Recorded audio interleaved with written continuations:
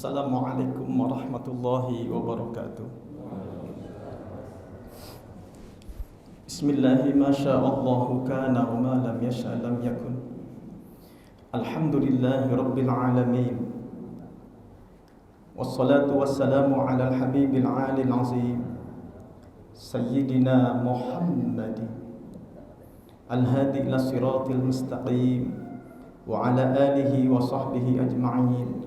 ولا حول ولا قوة إلا بالله العلي العظيم. أما بعد فقال الله تعالى في محكم تنزيله وهو أصدق القائلين أعوذ بالله من الشيطان الرجيم قل هل يستوي الذين يعلمون والذين لا يعلمون إنما يتذكر أولو الألباب. Ayyuhal hadirun as-saimin was-saimat rahimakumullah. Saudara-saudaraku kaum muslimin, khususnya jamaah Masjid Jami Hidayatullah yang saya muliakan, wabil khusus para pengurus yayasan Masjid Jami Hidayatullah, dan tentunya yang sama-sama kita muliakan para guru-guru kita, para pembimbing kita semua di dalam menjalankan aktivitas ibadah, khususnya di lingkungan Masjid Jami Hidayatullah. Kita memohon kepada Allah Subhanahu wa taala senantiasa kita dalam keadaan sehat afiat, selamat berkah dunia akhirat. Amin Allahumma amin. Alhamdulillah, pada waktu subuh ini kita ditakdirkan oleh Allah Subhanahu wa taala berada di masjid ini selepas kita menjalankan salat subuh berjamaah. Kemudian kita isi dengan zikir, doa, seraya kita menundukkan hati kita kepada Allah, meminta kepada Allah, karena tanpa pertolongan Allah kita tidak dapat melakukan apa-apa. Tanpa pertolongan Allah pula lah kita juga tidak dapat menjalankan apa yang menjadi kewajiban kita atau keutamaan-keutamaan ibadah yang sedang kita lakukan selama ini, tentunya wabil khusus di bulan suci Ramadan. Hari ini kita memasuki di hari yang ke-11 di bulan suci Ramadan 1447 Hijriah. Allah Subhanahu wa taala memberikan nikmat yang begitu besar kepada kita semua. Dan tentunya kita sebagai orang-orang yang mukmin, kita tahu bahwa kita diperintah oleh Allah setahun sebulan sekali. Dalam hitungan 12 bulan dalam setahun, ada satu bulan di mana kita dihadiahi oleh Allah, di mana ketika kita menjalankan ibadah, yudha'af lahumus thawab, dilipat gandakan seluruh pahala ibadah kita oleh Allah. Wa yukaffaru anhumus sayyi'at, dihapuskan dosa-dosa kita bagi siapapun di antara kita yang ingin meminta ampun kepada Allah Subhanahu wa taala. Bulan ini adalah bulan yang sangat dirindukan oleh seluruh alam semesta, bukan hanya bangsa kita sebagai manusia yang beriman, tapi juga malaikat-malaikat Allah, saudara kita dari kalangan jannah mini, dan tentunya juga langit dan bumi menanti kedatangan Ramadan kita yang di alam dunia, maupun saudara kita yang hari ini berada di alam barzakh.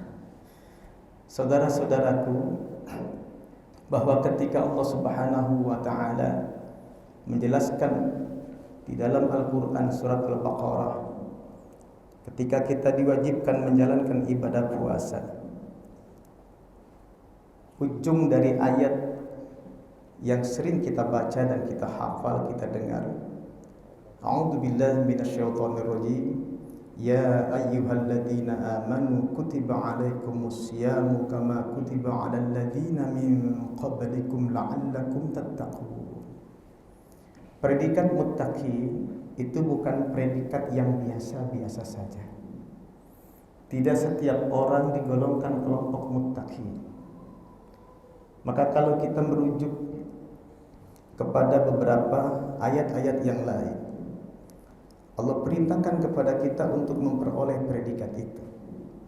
Di antaranya kita bisa melihat di dalam surat Ali Imran ayat 133, wasari'u ila magfiratin min rabbikum wa jannatin 'arduha as-samawati wal ardh u'iddat lil muttaqin. Bahwa surga itu pun disediakan, dipersiapkan oleh Allah bagi orang-orang yang muttaqin. Di dalam ayat ini Allah melanjutkan ciri orang yang muttaqin, alladzina yunfiquna fis sarra'i wad dharra wal kazimina al ghaiza wal 'afina 'anil nas. Orang yang menafkahkan hartanya, menginfakkan hartanya di jalan Allah, fis sarra'i wad dharra, baik dalam keadaan sedang lapang maupun dalam keadaan dia sendiri sedang membutuhkan. Baik dalam keadaan dia sedang keluasan rizki ataupun dia sedang dalam keadaan membutuhkan rizki itu. Fis-sarra wad-dharra. Kemudian yang kedua, wal kazimin al-ghaiza wal 'afina 'anil nas. Orang yang mampu menahan dirinya untuk tidak marah. Al-kazimin al-ghaiza, artinya orang yang mampu mengendalikan nafsunya, meletakkan di mana dia berada pada tempat yang semestinya dia lakukan, di mana dia berada pada tempat apa yang semestinya dia ucapkan, di mana dia berada pada satu tempat apa yang mestinya dia keluarkan dari sifat-sifat yang ada pada dirinya. Inilah ciri orang yang muttaqi. Tentu di dalam menjalankan ibadah puasa, ujian yang dihadapi oleh setiap orang yang beriman itu tentu tidak pernah berhenti. Sampai Allah berfirman, ahasiban nasu ayyutraku ayyaqulu amanna wa hum la yuftanun. Apakah cukup seorang mengira bahwa dirinya pantas mengatakan kami sudah beriman, wa hum la yuftanun, sementara mereka tidak pernah diuji keimanannya oleh Allah. Ada mungkin di antara kita yang hari ini sedang bermajlis diuji dengan dirinya sendiri. Dia orang yang biasanya tidak mampu menahan amarahnya. Orang yang konsumtif, boros.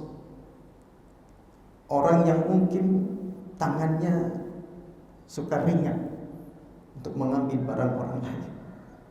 Orang yang mungkin lidahnya itu ringan untuk berkata-kata yang dusta. Orang yang mungkin di dalam qalbunya selalu melihat orang itu dengan pandangan yang penuh kebencian. Hati yang rusak dengan sifat hasidin idza hasad, ghasikin idza waqa. Hasidin idza hasad. Bisa juga diuji oleh istrinya. Dia menjadi orang yang begitu taat beribadah kepada Allah, tapi istrinya berat sekali ibadah kepada Allah. Solatnya harus disuruh, diperintah dulu baru mau solat.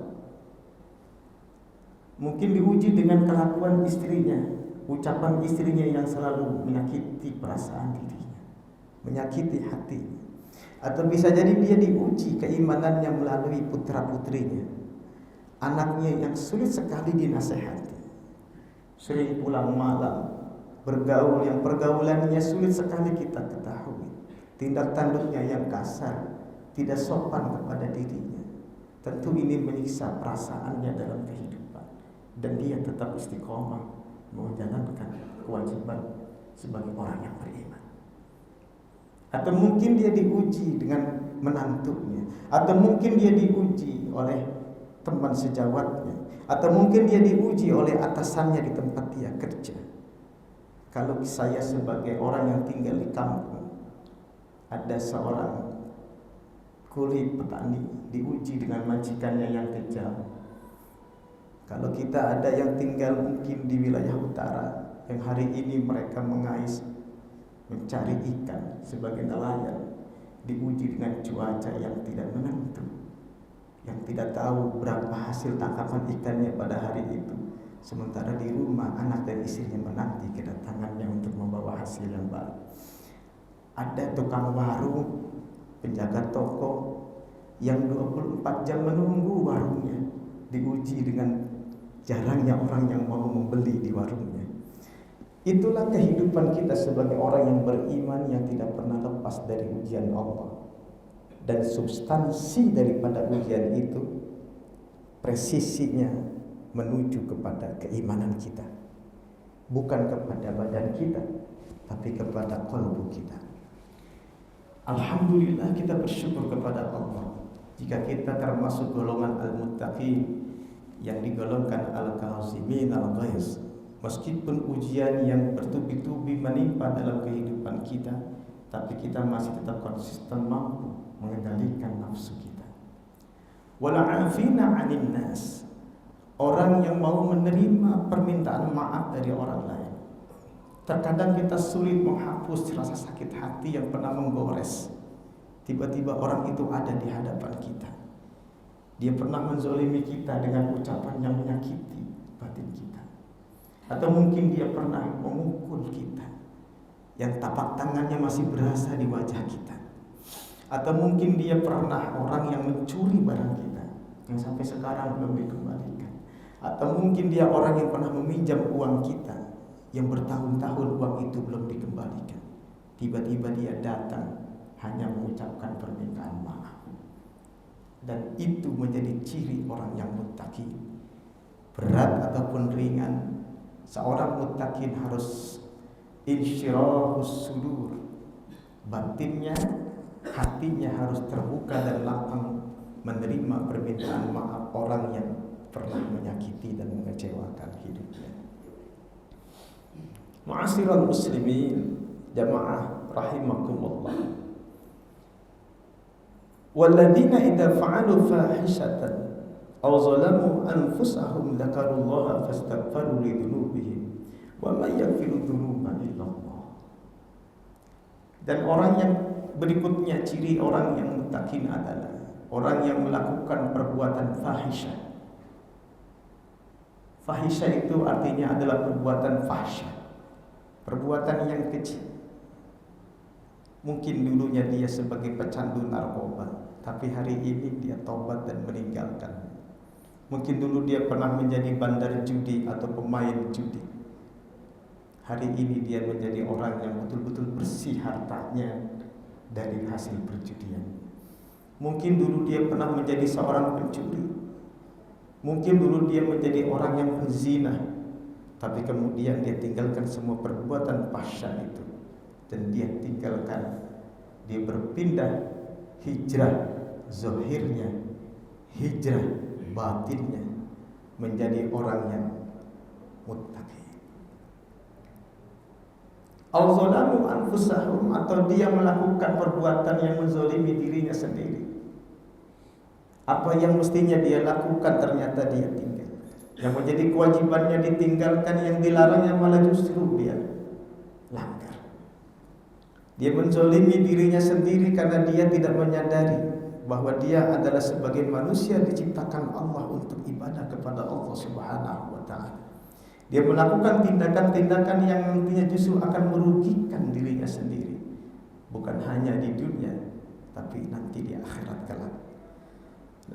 Orang yang mampu menghijrahkan dirinya secara zahiran wa batinan, inilah yang disebut dengan kata al-muttaqin. Begitupun bagi orang yang menjalankan ibadah puasa. Innal muttaqina fi jannatin wa uyun akhidina ma atahum rabbuhum innahum kanu qabla dhalika. Sampai dikatakan apa? Innal muttaqina fi jannatin wa uyun akhidina ma atahum rabbuhum innahum kanu qabla dhalika muhsinin. Orang yang dulunya adalah orang-orang yang jahat, kemudian dia berubah menjadi orang-orang yang baik. Orang-orang yang muhsinin itu mendapatkan keutamaan dari Allah. Fi jannati wa uyun akhidina ma atahum rabbuhum innahum kanu qabla dzalika muhsinin. Kanu qalilan minal laili ma yahjaun. Kalau malam jarang tidur, tidurnya sedikit. Tapi tidurnya bukan dia begadang, nggak karuan, melakukan perbuatan-perbuatan yang tidak bermanfaat. Hari ini, malam ini, di masjid ini banyak orang yang bertadarus Al-Quran. Banyak orang yang iktikaf, dia isi malam-malamnya itu untuk zikrullah. Dia isi malam-malamnya itu untuk ibadah kepada Allah Subhanahu wa ta'ala. Wa bil asharihum yastaghfirun. Di waktu sahur dia beristighfar. Sahur adalah waktu di mana kita mendekati waktu subuh, atau yang disebut dengan qubaila subhi. Waktu yang mendekati waktu subuh inilah waktu yang mustajabud da'awat. Ketika kita kumpul bareng dengan saudara kita, keluarga kita, kita sahur. Tempat di mana kita tinggal sahur di situ diberkahi Allah. Makanan yang kita makan untuk kita niat sahur, kita untuk berpuasa pun diberkahi oleh Allah. Keluarga kita, tempat kita berkumpul bersama-sama dalam hidangan sahur pun itu semua adalah diberkahi Allah. Waktunya diberkahi Allah, tempatnya diberkahi Allah, apapun yang ada di situ semua diberkahi Allah. Tasahharu fa inna fis sahuri barakatan. Sahurlah kalian, sesungguhnya dalam sahur itu terdapat keberkahan dari Allah Subhanahu wa ta'ala. Ma'asyiral muslimin, jamaah yang dimuliakan oleh Allah Subhanahu wa ta'ala. Inilah ayat-ayat Al-Quran yang menggambarkan, ini baru sebagian ayat Quran tentang orang yang muttaqin. Banyak sekali yang mencirikan orang-orang yang muttaqin, yang kemudian mereka diberikan oleh Allah fi jannati wa uyun. Mereka memperoleh surganya Allah Subhanahu wa ta'ala.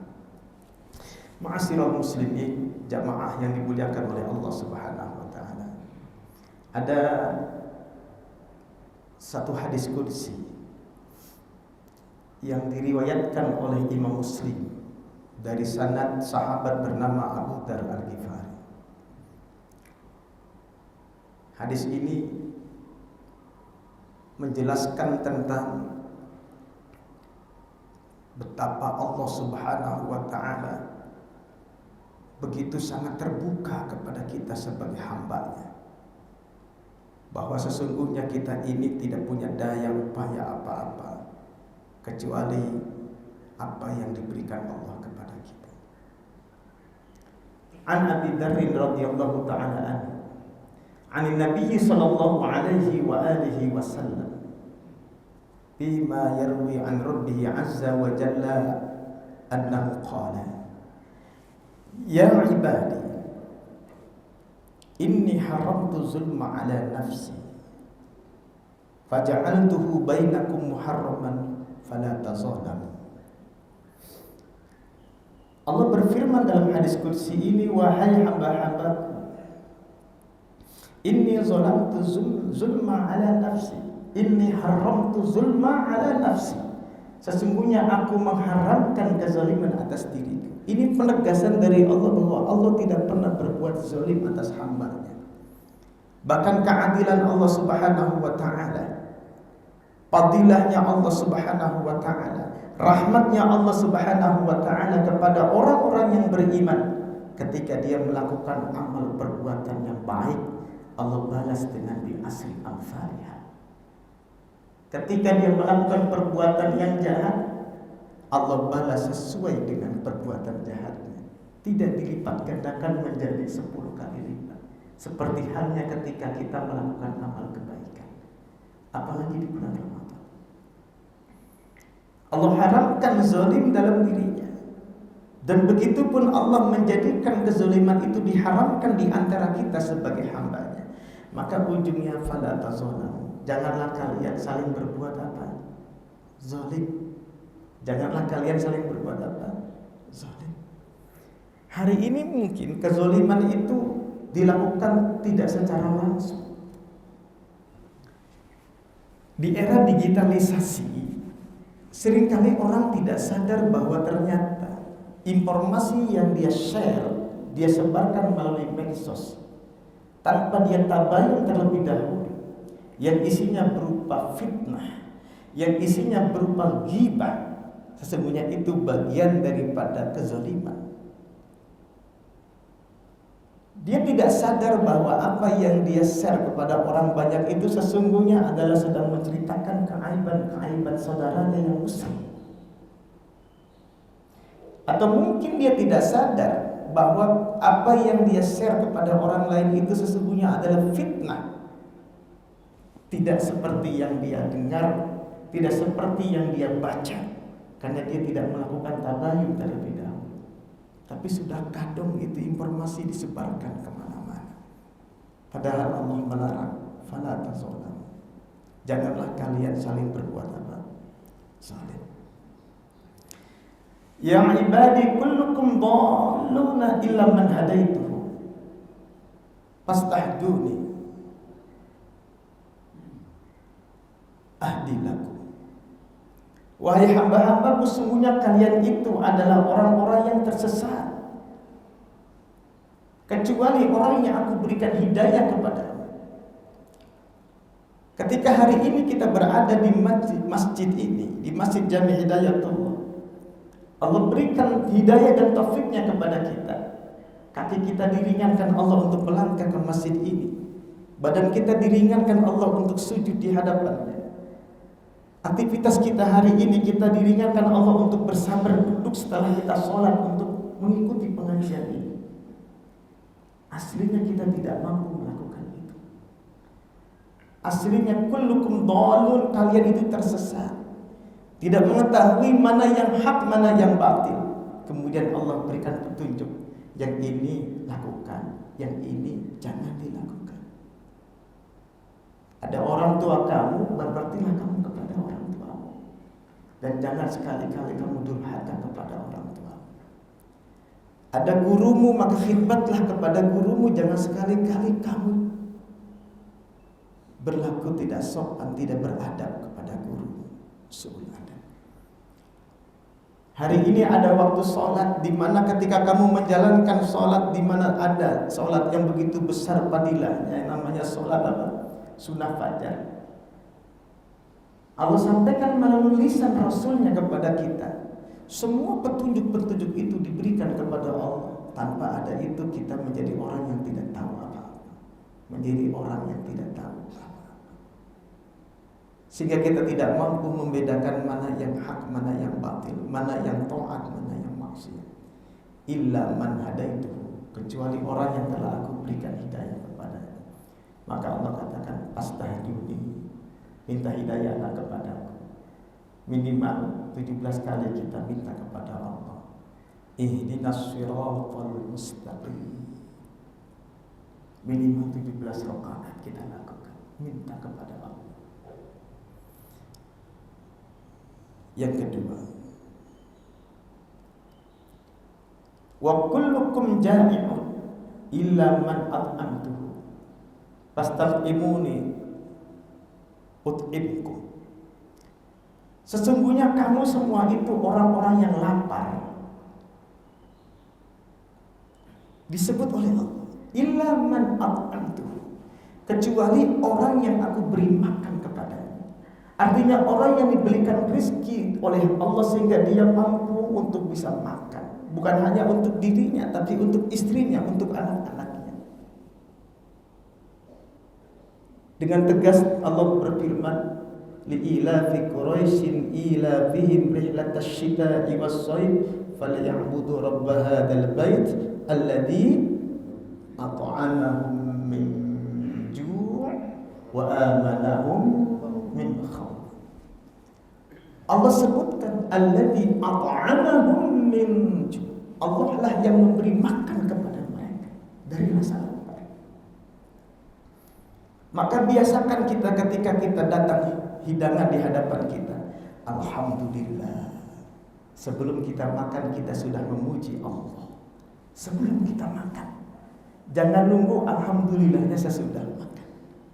Ketika kita haus membuka puasa, istri kita sudah mensajikan iftar kita.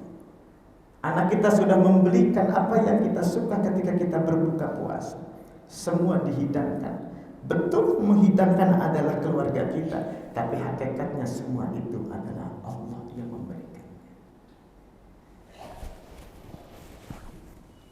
Wa kullukum 'arif illa man kasautu fastaksuni aksuku.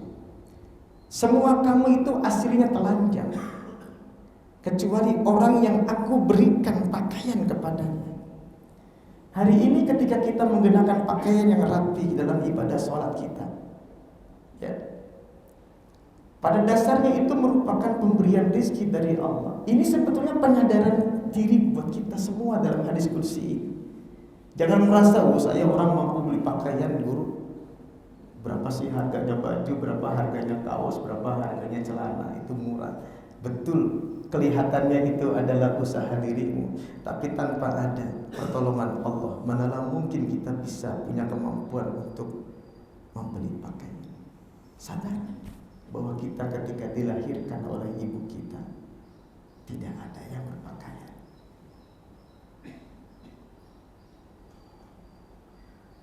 Dan hari ini kita sadar bahkan mungkin di lemari kita numpuk pakaian yang sudah tidak terpakai. Tapi mari kita merenung sejenak.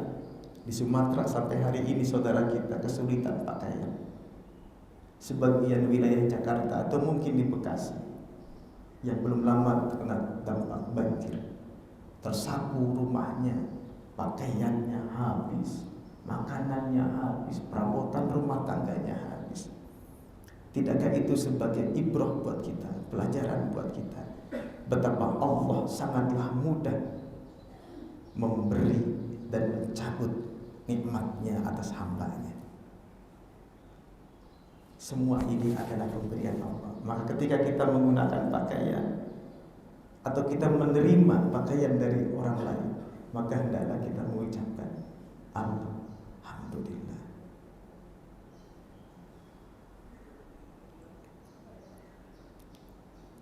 Ya ibadi, innakum tukhti'una bil-laili wan-nahar wa ana aghfiru dzunuba jami'an fastaghfiruni aghfir lakum. Wahai hamba-hambaku, kalian itu sesungguhnya adalah hamba yang suka berbuat dosa di waktu malam, di waktu siang. Adakah di sini orang yang tidak merasa berdosa melakukan siang dan malam? Saya rasa kita menyadari kecil maupun besarnya ada perbuatan dosa kita. Ada dosa yang tersembunyi secara siri dan secara khafi yang tak nampak. Apa itu? Merasa kita lebih mulia dari orang lain, atau merasa kita itu lebih apa? Lebih pintar dari orang lain, merasa kita lebih pandai dari orang lain. Dosa karena kesombongan dari apa yang Allah berikan kepada kita. Sehalus itu perbuatan dosa yang ada pada diri manusia. Sehalus itu. Tidak hanya dosa jawarih kita, dosa karena suara mulut kita yang menyakiti orang atau karena menipu, membohongi orang. Dosa bukan karena mata memandang perbuatan maksiat, melihat sesuatu yang dilarang oleh agama. Bukan karena dosa telinga kita yang mendengarkan saudara kita yang sedang menceritakan keaiban saudara kita yang lain. Bukan dosa dari tangan kita yang mencuri barang orang lain. Bukan dosa dari kaki kita yang melangkah ke tempat-tempat maksiat. Tapi ada dosa yang begitu sangat tersembunyi, bahkan kita tidak sadar bahwa kita telah melakukannya. Dosa karena kita seuzon kepada orang. Nampak orang ini berbuat jahat, tapi kenyataannya justru dia orang yang sedang menjalankan ibadah kepada Allah.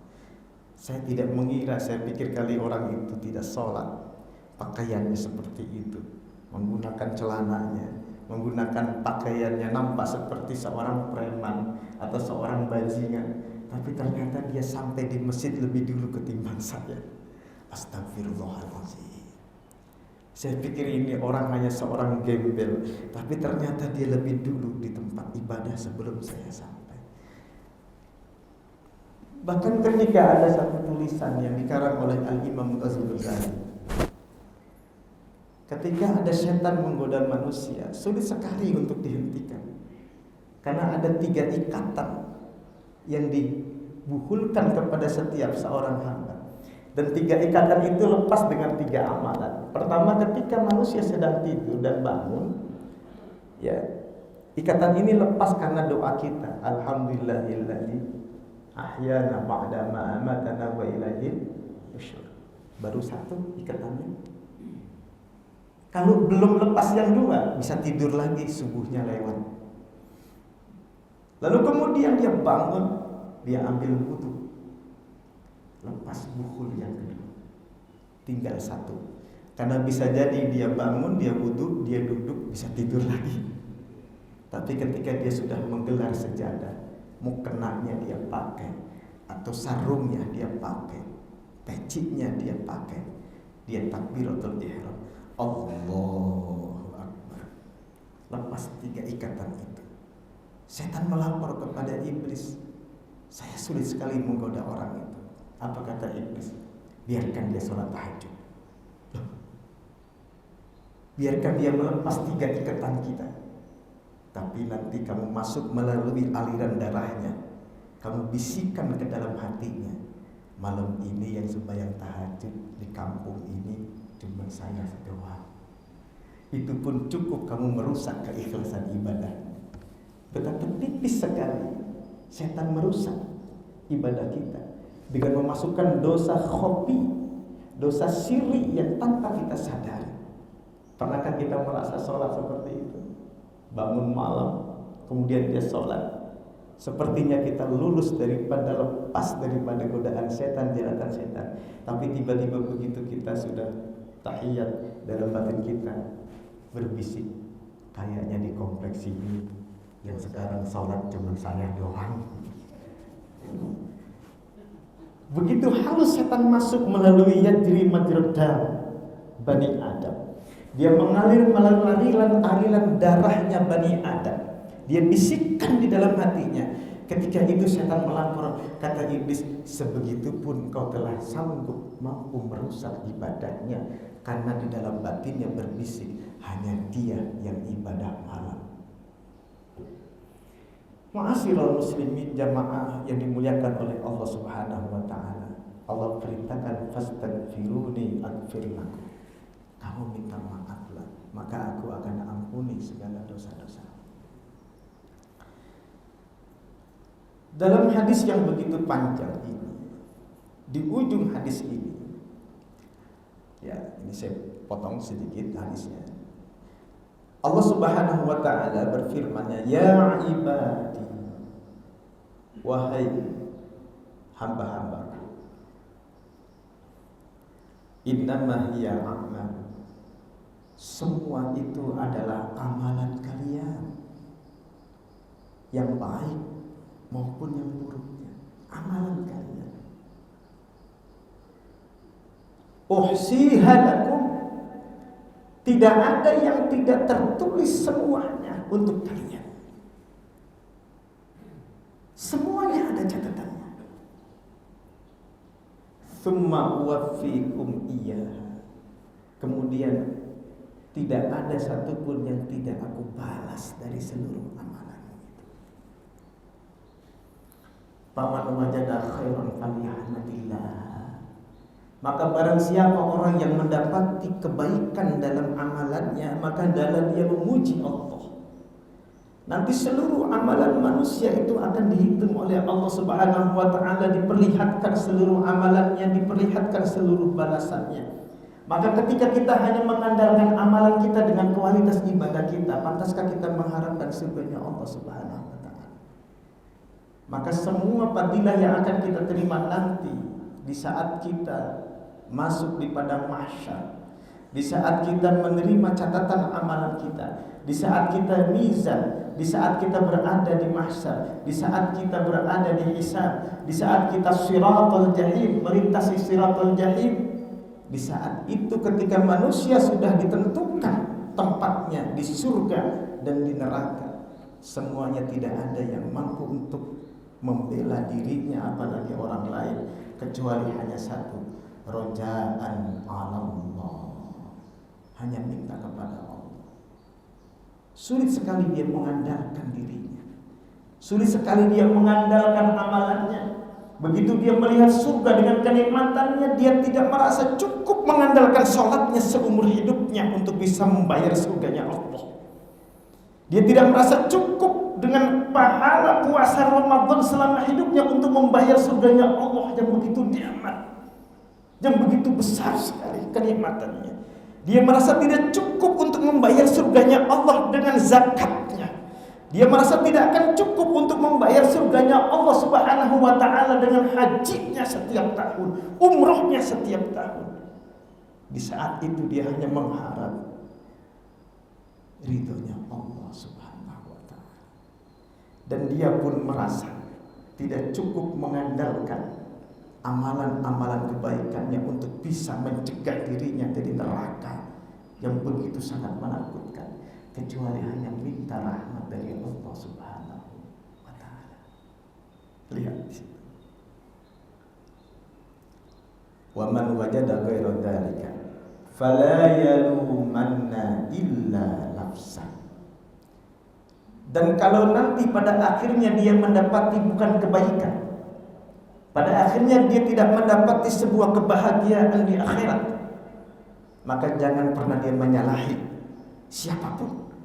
Jangan salahi istrinya, jangan salahi suaminya, jangan salahi anak-anaknya, jangan salahi menantunya, jangan salahi tetangganya, jangan salahi guru-gurunya. Maka salahilah dirinya sendiri. Kenapa dia tidak mengambil jalan yang baik? Kenapa dia lebih memilih kecenderungannya untuk memilih yang jahat, yang salah? Fala yalumanna illa nafsa.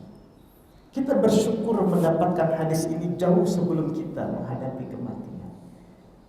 Maka sekarang menjadi bagian daripada tugas kita bahwa Rasulullah SAW menyampaikan hadis ini melalui Abu Dzar Al-Ghifari, disampaikan kepada sahabatnya, disampaikan kepada tabi'in, disampaikan kepada tabi'ut tabi'in, disampaikan kepada guru-guru kita, sampai kepada kita. Kita bersyukur kepada Allah karena semua orang yang sudah meninggal dunia, ketika ditanya oleh Allah, sekarang kamu sudah bisa melihat ada kenikmatan barzakh dan ada segala siksanya. Apa yang kamu inginkan dariku? Mereka hanya satu minta kepada Allah, saya minta hidup walaupun sebentar. Yang dapat nikmat pengen hidup lagi.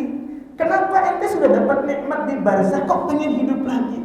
Iya ya Allah, ternyata ada tetangga saya, nikmat barzakhnya lebih tinggi derajatnya dari saya. Padahal sholatnya sama-sama di Masjid Jami Hidayatullah, padahal duduk ngajinya bareng sama-sama dengan saya, rumahnya bersebelahan dengan saya. Kalau saya tahu ternyata ada amalan yang lebih besar dia lakukan, saya minta ya Allah dihidupkan lagi agar saya bisa paling tidak menyamai derajat nikmat barzakhnya dia. Ternyata yang pengen hidup lagi bukan hanya orang yang mendapatkan siksa barzakh, tapi orang yang mendapatkan nikmat daripada alam barzakh pun tetap mereka minta, laula akhartani ila ajalin qaribin fa asaddaq wa akum minas salihin. Bapak dan Ibu, nikmat yang sedang diminta bagi saudara kita yang sedang wafat hari ini ada pada diri kita. Saya ulang lagi, nikmat yang sekarang diminta-minta oleh orang yang di alam barzakh hari ini masih ada di kita. Hidup, Allah kasih umur di mana kita tidak tahu kapan waktunya kita meninggal dunia. Wa ma tadri nafsun madza taksibu wa ma tadri nafsun bi ayyi ardin tamut. Tidak ada satupun di antara kita yang tahu apa yang akan terjadi hari esok. Tidak ada satupun di antara kita yang tahu kapan kita wafat. Ada orang karena kehidupan sehari-harinya di masjid, wafat ketika menjadi imam, wafat ketika sedang sujud, wafat ketika sedang iktikaf. Ada orang yang wafat baru tadi ketemu dengan saya, tiba-tiba ada suara innalillahi. Wafat di jalan, wafat di pasar, wafat di tempat kerja dan di mana-mana. Wa ma tadri nafsun bi ayyi ardin tamut. Ma'asyiral muslimin yang dimuliakan oleh Allah Subhanahu wa taala. Bersyukur, alhamdulillahilladzi bi ni'matihi tatimmus shalihat. Hari ini kita ditakdirkan oleh Allah duduk bareng, ngaji bareng, sholat bareng, zikir bareng, doa bareng, mengharapkan ridha Allah bareng-bareng. Hari ini kita masih diberikan nikmat yang diminta oleh para orang-orang tua kita, saudara kita yang sudah wafat. Maka falyahmadillah. Siapa orang yang memperoleh kebaikan, hendaklah dia memuji kepada Allah Subhanahu wa ta'ala. Inilah yang disebut dengan refleksi syukur kita kepada Allah. Ada yang bersyukurnya dengan lisan, dia tidak lepas mulutnya berzikir. Masya Allah, tabarakallah, subhanallah, la ilaha illallah, Muhammadur Rasulullah. Ada yang bersyukurnya dengan qalbunya, hatinya selalu mengingat Allah. Ada yang bersyukurnya dengan amalannya, dia membagi kepada sesama. Ada fakir miskin yang hari ini boro-boro mikirin buat beliin baju baru untuk makan sahur dan buka puasa pun mereka tidak tahu nanti mau makan apa.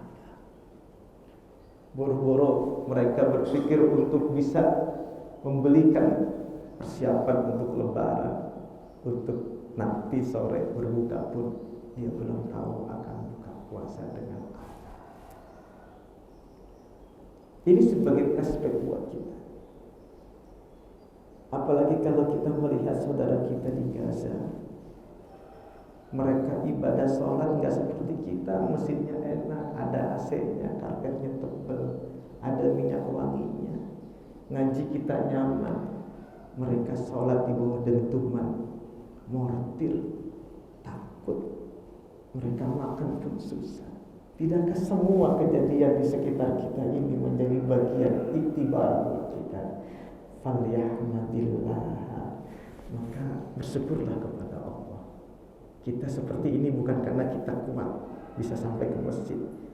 Kita bisa menyaman seperti ini bukan karena kita hebat atau merasa punya uang banyak. Tapi kita seperti ini karena kita ditolong oleh Allah Subhanahu wa ta'ala. Semoga apa yang saya sampaikan ini memberi manfaat yang besar buat saya dan buat kita semuanya. Dan kita minta kepada Allah di waktu yang mulia ini, waktu subuh Ramadan ini, Allah berikan kekuatan iman Islam kepada kita. Allah berikan pertolongan kepada kita. Dan tentunya kita doakan saudara-saudara kita yang sekarang sedang mengalami musibah, dihimpit rasa kehidupan dengan ujian yang berat, ditolong oleh Allah Subhanahu wa ta'ala, imannya, Islamnya, dan juga kehidupan dan akhiratnya. Amin Allahumma amin. Demikian yang dapat saya sampaikan. Barangkali ada yang perlu ditanyakan, silakan. Tadi. Baik, para jemaah rahimahullah. Tadi beliau menguraikan masalah ciri-ciri orang yang muttaqin atau orang yang bertakwa. Tadi diantaranya adalah bisa berbagi dalam keadaan suka atau senang maupun dalam keadaan susah atau membutuhkan. Kemudian tadi bisa memberi maaf kepada orang yang menjalimi kepada kita. Untuk itu kami buka untuk para jemaah yang ingin lebih tahu lagi, ingin bertanya, kami persilakan. Ada satu dua pertanyaan. Silakan Pak, Bapak Ibu. Ada? Sudah paham semua. Paham semua? Ya, alhamdulillah. Ada banyak. Kalau ada pertanyaan ini bisa paham atau Lanjutkan dengan doa. Okay. baik, mungkin tidak ada pertanyaan, tapi Pak Kiai mohon doanya untuk menutup. Ya. Baik. Ma'asyiral muslimin jamaah rahimakumullah, saya sedikit menambahkan saja bahwa ada satu hadis yang sedianya kita bisa amalkan walaupun seumur sekali kita amalkan, yaitu hadis tentang keutamaan orang yang sholat subuh berjamaah kemudian dia bertahan di tempat dia menjalankan sholat subuh itu. sampai terbit matahari. Kemudian dia menjalankan sholat sunnah 2 rakaat. Man sholat fajr jama'atan fil masjid, thumma dzakara Allah ta'ala hatta tatlu'a asy-syamsu, faraka'a raka'ataini, falahu mithlu ajri hajjin wa umratin tamatan. Barang siapa orang yang sholat subuh berjamaah, kemudian dia berzikir kepada Allah, entah sholat, membaca Al-Quran, entah dia berzikir dengan membaca tasbih, bersolawat, entah dia mengaji seperti kata hari ini sampai terbit matahari.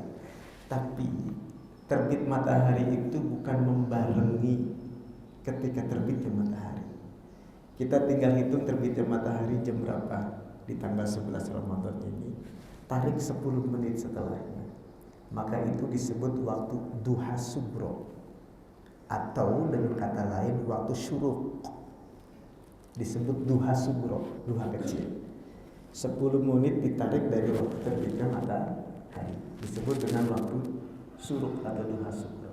Boleh dia sholat di situ dengan niat sunnatal isyraq atau dengan niat sunnatal duha, atau ditarik setengah jam berikutnya atau 20 menit berikutnya, itu disebut dengan duha kubro, ketika matahari sudah setinggi tombak atau lebih daripada itu.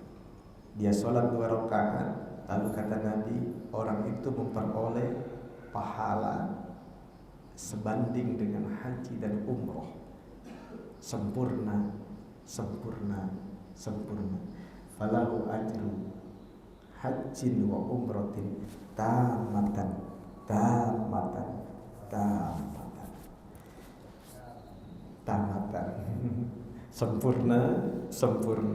Sempurna. Saya katakan, amalkan walaupun seumur sekali.